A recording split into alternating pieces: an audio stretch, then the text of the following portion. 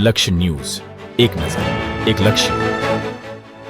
રાધનપુરમાં ચૌધરી સમાજનો 25મો ભવ્ય સમૂહ લગ્ન મહોત્સવ યોજાયો.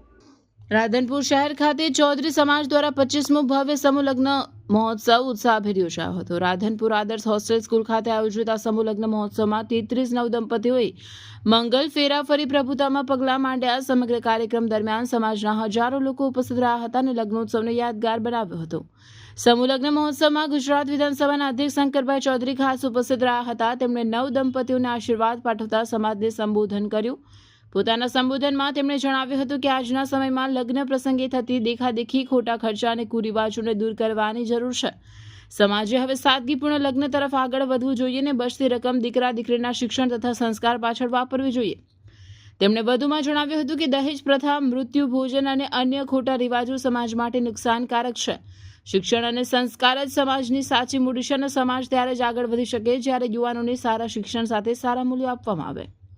આ પ્રસંગે સમૂહ લગ્નના મુખ્ય ભોજનદાતા તરીકે પરબતભાઈ લગધીર ચૌધરી દ્વારા સેવા આપવામાં આવી હતી.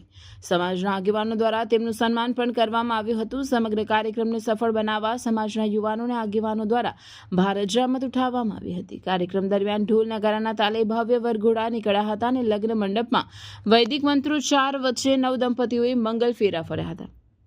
સમગ્ર વાતાવરણમાં આનંદ અને ઉત્સાહનો માહોલ જોવા મળ્યો હતો. ચૌધરી સમાજ દ્વારા છેલ્લા 25 વર્ષથી સમૂહ લગ્નની પરંપરા જાળવી રાખવામાં આવે છે.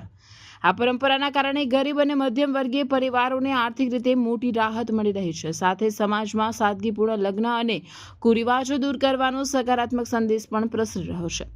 સમાજના આગેવાનોના જણાવ્યા મુજબ આગામી વર્ષોમાં પણ વધુ વ્યાપક આયોજન સાથે આ સમૂહ લગ્ન મહોત્સવ યોજવામાં આવશે અને સમાજમાં શિક્ષણ, સંસ્કાર અને એકતાને વધુ મજબૂત બનાવવાના પ્રયાસ કરવામાં આવશે.